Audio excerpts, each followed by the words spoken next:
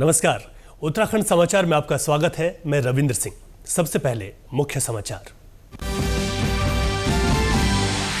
जम्मू कश्मीर और हरियाणा में विधानसभा चुनाव की तारीखों का ऐलान। जम्मू कश्मीर में 3 और हरियाणा में 1 चरण में होगा चुनाव। 4 अक्टूबर को आएंगे दोनों राज्यों के नतीजे।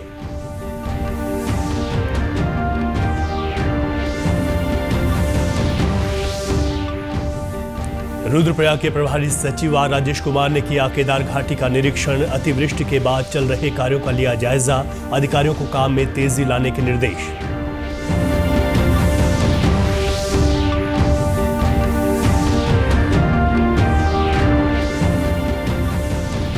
और अतिवृष्टि से क्षतिग्रस्त पैदल मार्ग 15 दिनों के भीतर दुरुस्त। केदारनाथ धाम में दर्शन करने पहुंचे तीर्थयात्री। काम में जुटे हैं 260 मजदूर। अब समाचार विस्तार से। चुनाव आयोग ने हरियाणा और जम्मू कश्मीर में होने वाले विधानसभा चुनाव की तारीखों का ऐलान कर दिया है। चुनाव आयोग ने बताया कि जम्मू कश्मीर में 3 चरणों में चुनाव होंगे। पहले चरण के लिए 18 सितंबर को वोटिंग होगी, जबकि 25 सितंबर को दूसरे चरण के लिए मतदान होगा। तीसरे चरण के लिए 1 अक्टूबर को वोट डाले जाएंगे। वहीं हरियाणा में 1 अक्टूबर को मतदान होगा, जबकि दोनों राज्यों में मतगणना 4 अक्टूबर को होगी। मुख्य चुनाव आयुक्त राजीव कुमार ने बताया कि जम्मू कश्मीर में 90 विधानसभा सीटें हैं। ये परिसीमन के बाद की सीटें हैं। चुनाव आयोग ने बताया कि जम्मू कश्मीर विधानसभा में इस बार 3 सीटें बढ़ाई गई हैं।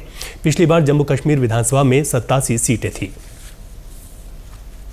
भारतीय अंतरिक्ष अनुसंधान संगठन इसरो ने आज सुबह 9:17 पर अपने लघु उपग्रह प्रक्षेपण यान SSLV D3 का सफलतापूर्वक प्रक्षेपण किया है। यह यान 175 किलोग्राम वजन के पृथ्वी अवलोकन उपग्रह EOS-08 और एक अन्य छोटे उपग्रह SR0 के साथ रवाना हुआ। अंतरिक्ष अनुसंधान संगठन ने पृथ्वी की निचली कक्षा में 500 किलोग्राम तक के उपग्रह ले जाने के लिए इस प्रक्षेपण यान का विकास किया है। यह यान 34 मीटर लंबा और लगभग 119 टन वजन का है। इस पर लगभग 56 करोड़ रुपए की लागत आई है। अंतरिक्ष अनुसंधान संगठन के अनुसार इस प्रक्षेपण यान विकास परियोजना से भारतीय उद्योग और सार्वजनिक क्षेत्र के उपक्रम न्यू स्पेस इंडिया लिमिटेड द्वारा उपग्रह प्रक्षेपण में मदद मिलेगी। So good morning all of you. As you have already seen, the third development flight of SSLV D3 with the EOS-08 satellite has been successfully accomplished. The rocket has placed the spacecraft in the very precise orbit as planned. I find that there are no deviations in the injection conditions.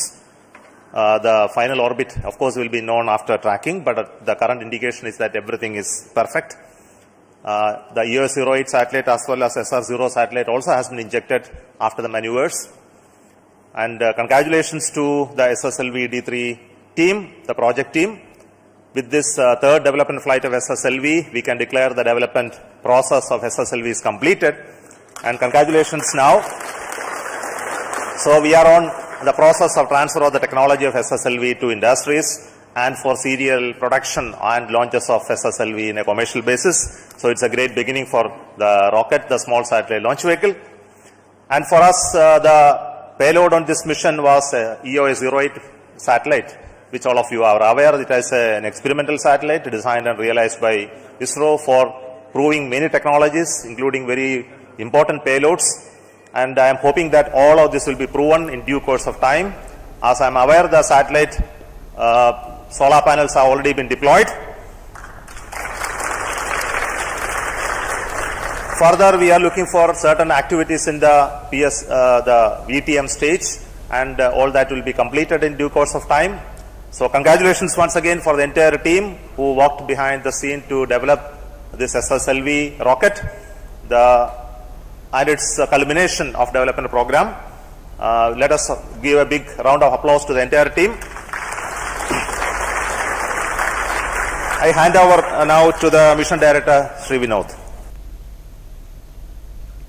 मुख्यमंत्री पुष्कर सिंह धामी के निर्देश पर रुद्रप्रयाग जिले के प्रभारी और चारधाम यात्रा सचिव डॉक्टर आर राजेश कुमार ने केदार घाटी में अतिवृष्टि के बाद चल रहे कार्यों का निरीक्षण किया। इस दौरान उन्होंने रुद्रप्रयाग गौरीकुंड राष्ट्रीय राजमार्ग के किलोमीटर 72 से 75 तक पैदल भ्रमण करते हुए अधिकारियों को कार्य में तेजी लाने के निर्देश दिए। उन्होंने बताया कि इसके अतिरिक्त अन्य ऐसे स्थानों को भी चिन्हित किया गया है जहां भविष्य में भूस्खलन के कारण मार्ग क्षतिग्रस्त होने की अधिक आशंकाएं हैं। सोनप्रयाग में सोन नदी के दोनों ओर चल रहे कार्यों का निरीक्षण करने के बाद सीतापुर पार्किंग वाले क्षेत्र का भी निरीक्षण किया। प्रभारी सचिव ने बताया कि जिला प्रशासन और संबंधित विभागों के अधिकारियों से जानकारी ली और शासन स्तर से जिला प्रशासन को दी जाने वाली हर आवश्यक मदद के लिए शासन को अवगत करा दिया जाएगा। केदारनाथ पैदल मार्ग को मजदूरों की कड़ी मेहनत के बाद दुरुस्त कर लिया गया है। 31 जुलाई को अतिवृष्टि के कारण मार्ग कई जगहों पर पूरी तरह से क्षतिग्रस्त हो गया था। पैदल मार्ग पर 15 दिन बाद यूपी, गुजरात और हरियाणा के कुछ तीर्थयात्री केदारनाथ धाम पहुंचे। मार्ग को दुरुस्त करने में 260 मजदूर दिन रात काम में जुटे हुए थे। केदारनाथ धाम पहुंच रहे तीर्थयात्रियों ने सहयोग के लिए प्रशासन का आभार जताया। मुख्यमंत्री पुष्कर सिंह धामी लगातार मार्ग को दुरुस्त करने के लिए किए जा रहे कार्यों की निगरानी कर रहे थे। मार्ग 15 दिनों के भीतर फिर से चालू करना बड़ी चुनौती थी, जिसे पूरा कर लिया गया है। आपदा से 19 किलोमीटर पैदल मार्ग 29 जगहों पर क्षतिग्रस्त हो गया था। तेजी से काम होने के चलते अब पैदल मार्ग में 1-2 जगहों पर ही परेशानी बनी है, जहां पर सुरक्षा के पुख्ता इंतजाम किए गए हैं। मुख्य सचिव राधा रतूड़ी ने सचिवालय में उत्तराखंड ग्रामीण बैंक के वार्षिक प्रतिवेदन वित्तीय वर्ष 2023-24 का विमोचन किया। इस दौरान उन्होंने कहा कि बैंकों की ओर से भारत सरकार और राज्य सरकार की सामाजिक सुरक्षा योजनाओं में प्रतिभागिता किया जाना चाहिए, जिससे लोगों को इन योजनाओं का अधिक लाभ मिल सके। मुख्य सचिव ने कहा कि उत्तराखंड ग्रामीण बैंक की उत्कृष्टता और ग्राहक संतुष्टि के प्रति प्रतिबद्धता सराहनीय है। National livelihood mission NRLM, credit linkage और formalisation of micro food processing enterprise scheme PMFME में राज्य में शीर्ष बैंकों में स्थान प्राप्त करने के साथ ही सामाजिक सुरक्षा, सोर्सिंग और दावों में वास्तव में प्रशंसनीय कार्य किया है। उत्तराखंड ग्रामीण बैंक की राज्य में कार्यरत कुल 290 शाखाओं में से 219 शाखाएं ग्रामीण क्षेत्रों में कार्यरत हैं। बैंक प्रदेश भर में 624 ग्राहक संपर्क केंद्रों के माध्यम से बैंकिंग सुविधाएं दे रहा है। स्वतंत्रता दिवस के उपलक्ष्य में गोपेश्वर में 3 दिवसीय जिला स्तरीय खेलकूद प्रतियोगिता का आयोजन किया गया, जिसके तहत महिला वॉलीबॉल और अंडर 17 बालक फुटबॉल प्रतियोगिता का आज समापन हो गया है। फुटबॉल में 13 और वॉलीबॉल में 5 टीमों ने हिस्सा लिया। फुटबॉल का फाइनल केंद्रीय विद्यालय गोपेश्वर और गौचर के बीच खेला गया, जिसमें गौचर ने ट्राई ब्रेकर के जरिए 3-1 से मुकाबला अपने नाम किया। नमस्कार, मेरा नाम प्रियांशु, मैं Harry Singh football club Gauchar से आया हूँ। आज गोपेश्वर में फुटबॉल प्रतियोगिता थी। हमने गोपेश्वर को फाइनल में 3-1 से हराया। हमने पिछले साल भी उन्हें हराया था। वॉलीबॉल का फाइनल मैच राजकीय बालिका इंटर कॉलेज और PG कॉलेज गोपेश्वर के बीच खेला गया, जिसमें बालिका इंटर कॉलेज ने जीत हासिल कर ट्रॉफी अपने नाम की। नमस्ते, मेरा नाम प्रियंका नेगी और मैं गोपेश्वर स्टेडियम में वॉलीबॉल में प्रैक्टिस करती हूँ। और जो यहाँ आज स्टेडियम में वॉलीबॉल प्रतियोगिता हुई, उसमें हमने प्रथम स्थान प्राप्त किया। जिला क्रीड़ा अधिकारी गिरीश कुमार ने बताया कि खिलाड़ियों के लिए समय समय पर इस तरह की प्रतियोगिताएं आयोजित कराई जाती रही हैं। स्वतंत्रता दिवस के उपलक्ष्य में भी आयोजन किया गया। 3 दिवसीय जनपद स्तरीय प्रतियोगिता का आयोजन किया गया। फुटबॉल और वॉलीबॉल। फुटबॉल पुरुष वर्ग अंडर 17 बालक वर्ग किया गया, जिसमें गौचर की टीम ने विजेता स्थान प्राप्त किया और उनको आकर्षक पुरस्कार प्रदान किए गए। उसके पश्चात वॉलीबॉल में GGIC महिला टीम ने विजेता का पुरस्कार प्राप्त किया, उनको भी एक आकर्षक पुरस्कार दिया गया। और इस प्रतियोगिता में कम से कम 10 से 15 टीमों ने प्रतिभाग किया। भगवान शिव के देश और दुनिया में हजारों मंदिर हैं। हर मंदिर की अपनी एक विशेष कथा है। वहीं देश में भगवान शिव का एक मंदिर ऐसा भी है जहां भगवान शिव बाघ के रूप में विराजमान है। यह उत्तराखंड में एकमात्र प्राचीन शिव मंदिर है जो कि दक्षिण मुखी है। बागेश्वर में स्थित ये बागनाथ मंदिर देखरेख के अभाव में उपेक्षा का शिकार हो रहा है। इसके साथ ही ऐतिहासिक बैजनाथ मंदिर भी अनदेखी के कारण खतरे की जद में है। मंदिरों की छत पर पीपल के पेड़ अपनी जड़ें जमा चुके हैं, जिससे मंदिरों को खतरा बना हुआ है। आचार्य पंडित हेमचंद्र पाठक और पुजारी नंदन सिंह की माने तो मंदिर जून से बिना किसी कार्यवाहक के है, जिसके चलते यह स्थिति हो गई है। उन्होंने पुरातत्व विभाग से मंदिर की स्थिति को लेकर संज्ञान लेते हुए कार्रवाई करने की मांग की है। एक जो हमारी प्राचीन धरोहर है, जो हमारा ये 700-800 साल पुराना मंदिर है, उससे पहले कितने हजारों साल पहले इसकी स्थापना हो चुकी होगी।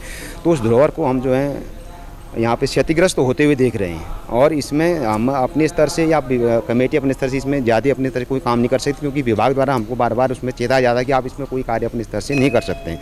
तो हम आपके चैनल के माध्यम से और ये मैं विभाग द्वारा कहना चाहता हूँ कि आप जल्दी से जल्दी किसी भी व्यक्ति को यहाँ पे उसकी नियुक्ति करके और इस जो वृक्ष जो ऊपर जो पीपल के वृक्ष जो साफ सफाई से लेकर संबंधित यहाँ पे हैं, तो उसको जल्दी से जल्दी उसमें जो है अपनी आदमी को नियुक्त करके इसको सुधारने की कृपा करें। वर्तमान में यहाँ इस मंदिर में जो है पुरातत्व विभाग का कोई भी कर्मचारी नियुक्त नहीं है।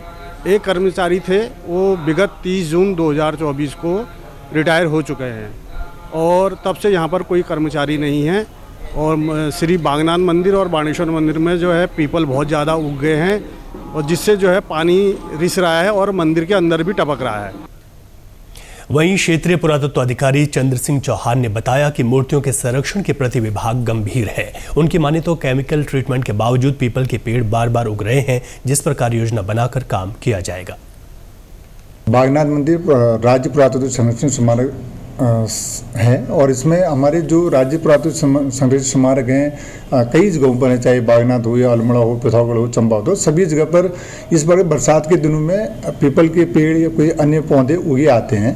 लेकिन सबसे बड़ी बात है कि जो पीपल के पेड़ और बड़ के जो पेड़ हैं उनकी जो जड़ें होती हैं, अगर उनको बाहर निकालते हैं तो जड़ें जो हैं टूट जाती हैं, तो इसलिए वो जड़ें अंदर घुस जाती हैं। लेकिन हम केमिकल ट्रीटमेंट भी हमने 2-3 बार कर दिया। बागनाथ में तो हमने 3-4 बार कर दिया है केमिकल ट्रीटमेंट, फिर भी उनके जड़ों के अंदर घुसने की वजह से वो कभी न कभी उग जाते हैं।